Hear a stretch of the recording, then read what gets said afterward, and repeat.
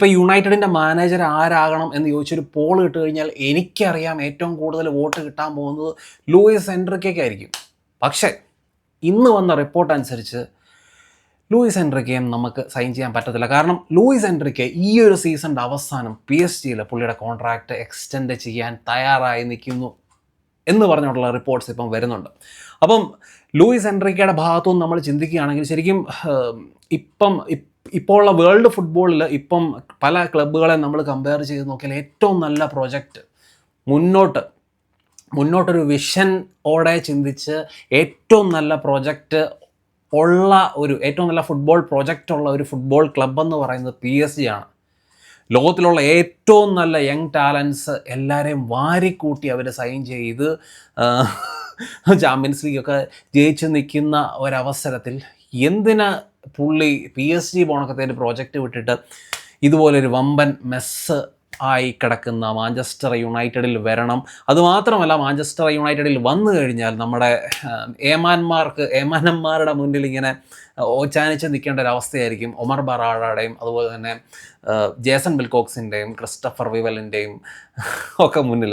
അപ്പോൾ അങ്ങനത്തെ ഒരു അവസ്ഥ ഉണ്ട്. അതുകൊണ്ട് തന്നെ ആയിരിക്കണം, അതുകൊണ്ട് നമ്മൾ ലൂയിസ് എൻറിക്കയുടെ ഭാഗത്തു നിന്ന് ചിന്തിച്ച് കഴിഞ്ഞാൽ എന്തുകൊണ്ടും പുള്ളിയെ സംബന്ധിച്ച് അവിടെ സ്റ്റേ ചെയ്യുന്നതാണ് പുള്ളിക്ക് ഏറ്റവും നല്ലത്. കാരണം നമ്മൾ നോക്കിയാൽ ഇപ്പം ബാർസലോണയിൽ നിന്ന് സൈൻ ചെയ്ത ദ്രോ ഫെർണാണ്ടസ് പോണക്കത്തെ 18 വയസ്സുള്ള ചെക്കൻ എന്ന് പറയുന്നത് ഇന്ന് ലോകത്തിലെ ഏറ്റവും നല്ല യങ് പ്ലെയേഴ്സിൽ ഒരാളാണ്. അപ്പോൾ ആ പുള്ളിയൊക്കെ അവിടെ വന്നിരിക്കുക PSG വരാനുള്ള മെയിൻ കാരണം എന്ന് പറയുന്നത് ലൂയിസ് എൻറിക്കയാണ്. അപ്പം അങ്ങനെ ഇരിക്കുന്ന ഒരു സന്ദർഭത്തിൽ ലൂയിസ് എൻറിക്കെ നമ്മളെ ചൂസ് ചെയ്യും എന്ന് നമ്മൾ വിചാരിക്കുന്നത് നമ്മളാണ് മണ്ടന്മാർ. അപ്പം അങ്ങനെ തോമസ് തുക്കൽ പുള്ളി കോൺട്രാക്റ്റ് എക്സ്റ്റെൻഡ് ഇംഗ്ലണ്ടുമായിട്ട് നടത്തി. കാർലോ ആഞ്ചലോട്ടി ആണെങ്കിലും വേൾഡ് കപ്പിന് ശേഷം പുള്ളിയും കോൺട്രാക്റ്റ് എക്സ്റ്റെൻഡ് ചെയ്യും. 2030 വരെ ബ്രസീലിൻ്റെ കൂട്ടത്തിൽ പുള്ളി കാണും എന്ന് പറയപ്പെടുന്നു. ഇതിനൊക്കെ ശേഷം ഇപ്പം നമ്മുടെ മുന്നിലുള്ള ഒരേ ഒരു പേര് എന്ന് പറയുന്നത് ജൂലിയൻ നഗൽസ്മാൻ്റെ പേരാണ്. എനിക്കറിയാം പലരും പ്രിഫർ ചെയ്യുന്ന ഒരു പേരായിരിക്കും ജൂലിയൻ നഗൽസ്മാൻ. പക്ഷേ ജൂലിയൻ നഗൽസ്മാനെ നമ്മളിവിടെ കൊണ്ടുവന്നു കഴിഞ്ഞാൽ നമുക്ക് സക്സസ് ഗ്യാരണ്ടീഡ് ആണോ? അല്ലെങ്കിൽ ജൂലിയൻ നഗൽസ്മാൻ്റെ ആ ഒരു ബ്യൂട്ടിഫുൾ ഫുട്ബോൾ ഇവിടെ കൊണ്ട് കളിപ്പിക്കാൻ പറ്റും എന്ന് കോൺഫിഡൻ്റായിട്ട് നമുക്ക്, അല്ലെങ്കിൽ അത്രയ്ക്കും കോൺഫിഡൻസോടെ നമുക്ക് പറയാൻ പറ്റുമോ ആർക്കെങ്കിലും? ജൂലിയൻ നഗൽസ്മാൻ എനിക്കറിയാം ഭയങ്കര ടാക്ടിക്കലി ഭയങ്കര ബ്രില്യൻറ്റ് മാനേജർ, ഭയങ്കര പൊസഷൻ ബേസ്ഡ് അറ്റാക്കിംഗ് ഫുട്ബോൾ കളിക്കുന്ന മാനേജർ. ഇതൊക്കെ കാണുമ്പം അല്ലെങ്കിൽ കേൾക്കുമ്പം നമ്മൾ ചാടി വീഴും, നമുക്ക് അത് മതി, ജൂലിയൻ നഗൽസ്മാൻ മതി എന്ന് നമ്മളെല്ലാവരും പറയും. പക്ഷേ ജൂലിയൻ നഗൽസ്മാൻ്റെ വേറൊരു പ്രശ്നം എന്താണെന്ന് വെച്ച് കഴിഞ്ഞാൽ മാനേജ്മെൻറ്റ് സ്കിൽസിൻ്റെ കാര്യത്തിൽ പുള്ളി കുറച്ച് പുറകോട്ടാണ്. അവിടാണ് പുള്ളി ശരിക്കും ബയണിൽ ഫെയിലായത്. അതുവരെ ശരിക്കും നോക്കുകയാണെങ്കിൽ പുള്ളിയുടെ ഒന്നൊന്നര സീസൺ എന്ന് പറയുന്നത് പുള്ളിയുടെ വിന്നിങ് പെർസെൻറ്റേജ് നോക്കിയാൽ ഏകദേശം 70% മുകളിൽ വിന്നിങ് പെർസെൻറ്റേജ് ഒക്കെ ബയണിലുണ്ട്. പക്ഷേ ഈ വലിയ പ്ലെയേഴ്സിനെ മാനേജ് ചെയ്യുക, അവരെ മാനേജ് ചെയ്യുക എന്ന് പറയുന്നത് ഭയങ്കര ബുദ്ധിമുട്ടുള്ള കാര്യമാണ്. ആ കാര്യത്തിൽ പുള്ളി ഫെയിലായി. അതുകൊണ്ട് തന്നെയാണ് പുള്ളിയെ സാക്ക് ചെയ്തത്. ലാസ്റ്റ് ആയപ്പോൾ തന്നെ അവിടുത്തെ സീനിയർ പ്ലെയേഴ്സ്, അവരുടെ ഗോൾ കീപ്പർ മാനുവൽ നോയറും മുള്ളറും അടക്കമുള്ള ഒരു പടയ്ക്കെതിരെ പുള്ളി പൊരുതാൻ ഇറങ്ങി. പുള്ളി തോറ്റ് പുള്ളിയെ ലാസ്റ്റ് സാക്ക് ചെയ്യേണ്ട ഒരു അവസ്ഥ വന്നു.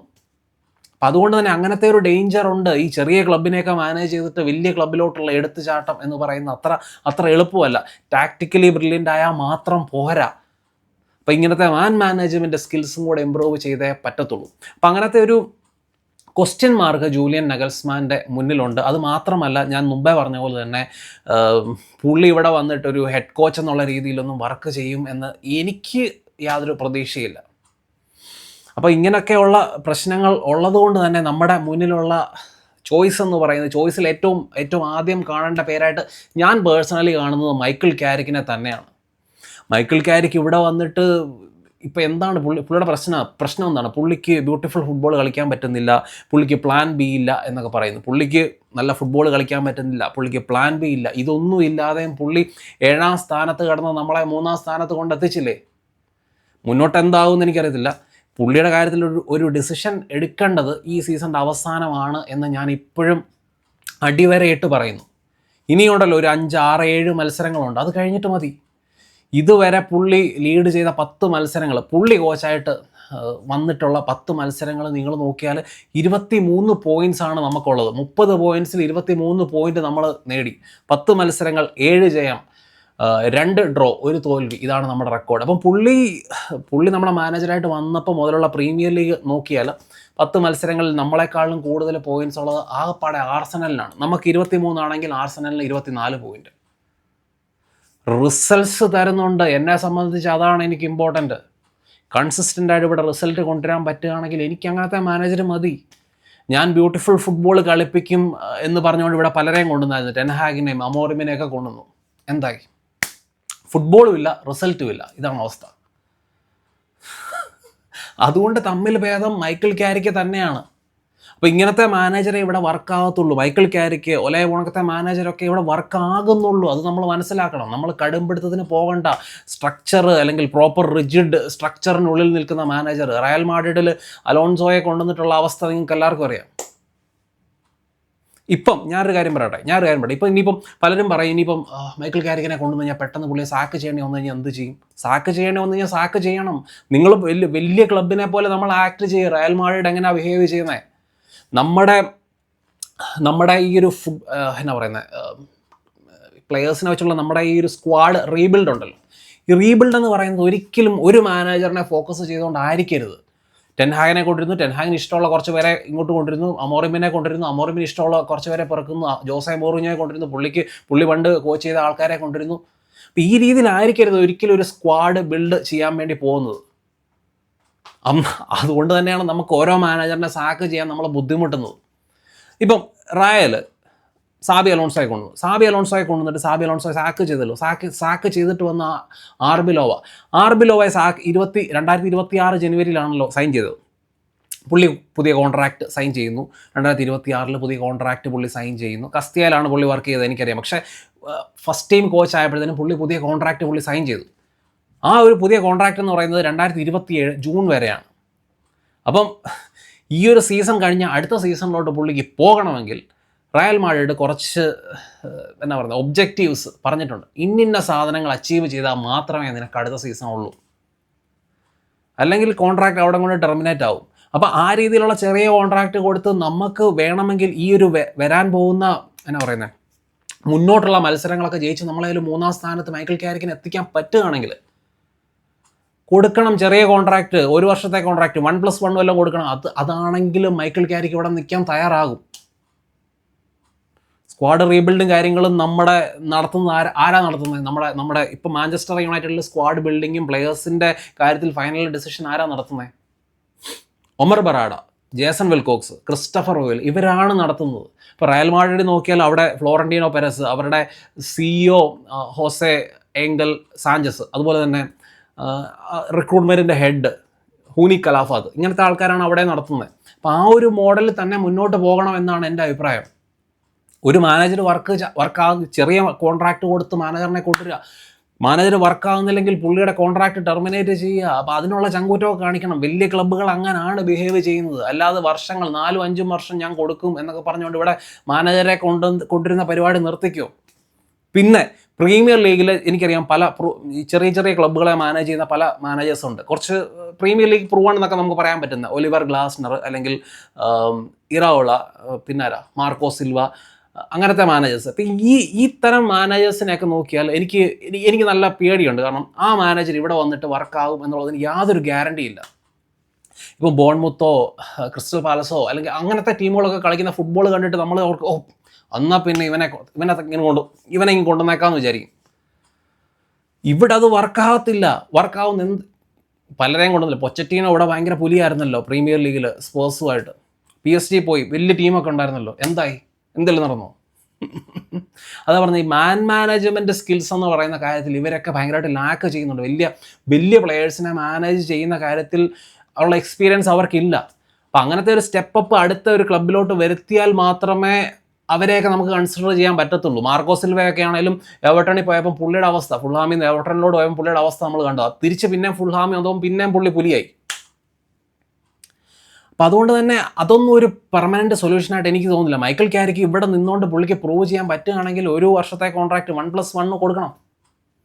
നോക്കാം, പുള്ളിയുടെ മുന്നിൽ നമ്മൾ ഈ റയലൊക്കെ വെക്കുന്ന പോലെ ഒബ്ജക്റ്റീവ്സ് വെക്കണം. ഇന്ന അച്ചീവ്മെൻറ്റ്സ് നടത്തുക, അല്ലെങ്കിൽ നിൻ്റെ കോൺട്രാക്റ്റ് മ്യൂച്വൽ എഗ്രിമെൻറ്റിൽ കോൺട്രാക്റ്റ് തീർത്ത് കളയും എന്നുള്ള രീതിയിലുള്ള കോൺട്രാക്റ്റൊക്കെ മുന്നോട്ട് വെക്കണം. മൈക്കിൾ ക്യാരിക്ക് അതിന് തയ്യാറാവുമെന്ന് എനിക്ക് ഉറപ്പാണ്. അപ്പം നമ്മുടെ ക്ലബ്ബിൽ വർക്കാകുന്ന ഫുട്ബോൾ എന്താണെന്നുള്ള കാര്യത്തിൽ എനിക്കറിയാം മാഞ്ചസ്റ്റർ യുണൈറ്റഡ് ഫാൻസിന് എല്ലാം ഒരു ക്ലിയർ ഐഡിയ ഉണ്ട്. കാരണം ഈ നമ്മളിപ്പം കളിക്കുന്ന പോണക്കത്തെ അഗ്രസീവായിട്ടുള്ള ഫുട്ബോൾ, ഓഫ് ദ ബോൾ അഗ്രസീവായിട്ടുള്ള പ്രസ്സിങ്, ബോൾ വിന്നിങ്, അതുപോലെ തന്നെ പ്യുവർ കൗണ്ടർ അറ്റാക്കിങ്, അല്ലാതെ ഈ ടിക്കി ടക്ക ഫുട്ബോളോ പരിപാടികളോ ഒന്നും നമുക്ക് പറ്റത്തില്ല. അത്രയ്ക്കും ബ്യൂട്ടിഫുൾ ആയിട്ടുള്ള ഫുട്ബോൾ, സൗന്ദര്യാത്മകമായ ഫുട്ബോൾ എന്നൊക്കെ പറഞ്ഞുകൊണ്ട് നമ്മൾ കണ്ണും മഞ്ഞളിപ്പിച്ചിരിക്കേണ്ട, നമുക്കിവിടെ വേണ്ടത് ട്രോഫീസാണ്. ഏത് വിധേനയും ട്രോഫീസ് അടിക്കുക എന്നുള്ളതാണ് അതായിരിക്കണം നമ്മുടെ ഒരു ലക്ഷ്യം. മാനേജർ പെർഫോം ചെയ്യുന്നില്ല, സാക്ക് ചെയ്യാൻ നമ്മൾ തയ്യാറാകണം. ഇനിയൊരു ഫെർഗ്യൂസൺ എന്നൊക്കെ പറഞ്ഞുകൊണ്ട് നമ്മൾ ഇരിക്കുന്നത് ശരിക്കും മണ്ടത്തരമാണ്. അതിൻ്റെ ആവശ്യമില്ല. ആ കാലം കഴിഞ്ഞു. ഫെർഗ്യൂസൺ ഇറ എന്ന് പറയുന്നത് എന്നാ പറയുന്നത്, വൺസ് ഇൻ എ ജനറേഷനൊക്കെ സംഭവിക്കുന്ന കാര്യമാണ്. അപ്പം അത് സ്വാഭാവികമായിട്ട് എന്തെങ്കിലും സംഭവിച്ചു. ഓരോ മാനേജറിനെ കൊണ്ടുവരുമ്പോഴും അത് അങ്ങനെ ആയിത്തീരും, അടുത്ത ഫെർഗ്യൂസൺ ആകും എന്ന് പറഞ്ഞുകൊണ്ട് നമ്മൾ വെച്ചുകൊണ്ടിരിക്കുന്നതിനകത്ത് യാതൊരു അർത്ഥവുമില്ല. സൈഡിൽ ആ സ്ക്വാഡ് ബിൽഡിങ്ങും കാര്യങ്ങളും റീബിൽഡിങ്ങും നടക്കട്ടെ. അല്ലെങ്കിൽ ഓരോ മാനേജർ വരുമ്പോഴും നമ്മൾ വിന്നേം സീറോ എന്ന് പിന്നെയും തുടങ്ങുക.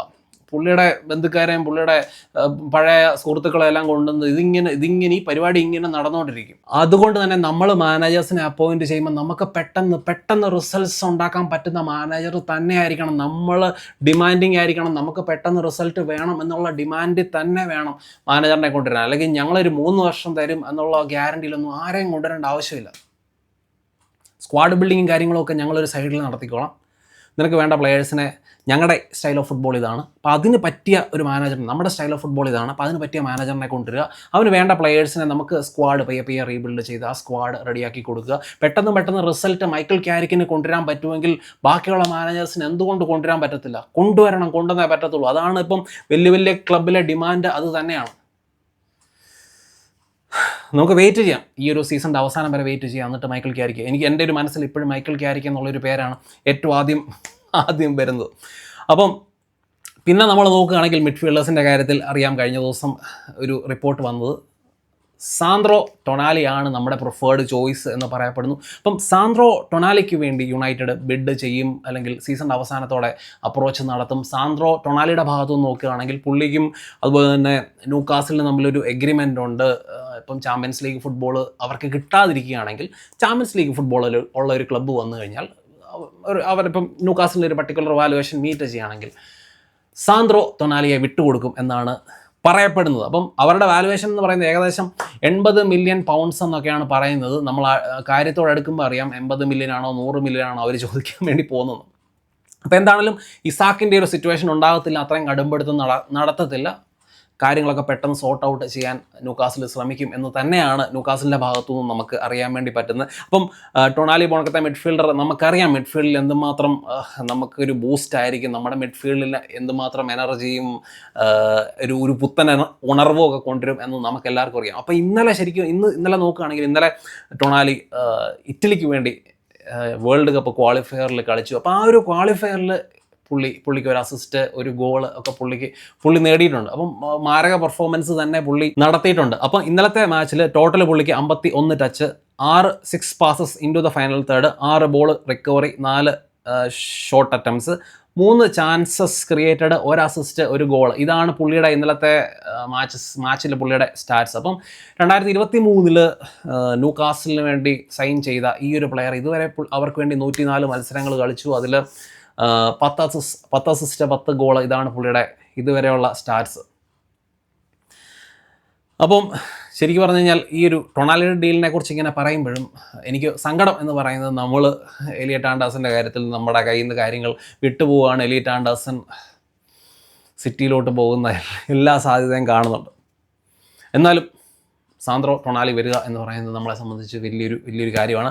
അപ്പം മഗ്വയറിൻ്റെ റീസെൻ്റ് ഇൻ്റർവ്യൂവിൽ മഗ്വയർ പറയുന്നുണ്ട്, വരാൻ പോകുന്ന ട്രാൻസ്ഫർ വിൻഡോയിൽ യുണൈറ്റഡ് ഓൾ ഔട്ട് വമ്പൻ സൈനിങ്സ് നടത്താനുള്ള തയ്യാറെടുപ്പിലാണ്. അത് ശരിക്കും മഗ്വയറിൻ്റെ കോൺട്രാക്റ്റ് നെഗോസിയേഷൻ്റെ കാര്യത്തിൽ ആ സമയത്ത് യുണൈറ്റഡ് മുന്നോട്ട് വെച്ച കാര്യമായിരിക്കും. എന്താണെങ്കിലും വലിയ ടീമിനെ തന്നെ നമ്മളിവിടെ സെറ്റ് ചെയ്യാൻ തയ്യാറാകുന്നു, വമ്പൻ അഴിച്ചുപണിക്ക് തയ്യാറാകുന്നു. അപ്പോൾ ഇത്രയൊക്കെയാണ് എനിക്ക് വീഡിയോയിൽ പറയാനുള്ളത്. നിങ്ങളുടെ അഭിപ്രായങ്ങൾ തീർച്ചയായിട്ടും ചന്നമിന്നം കമൻസ് ആയിട്ട് എഴുതുക.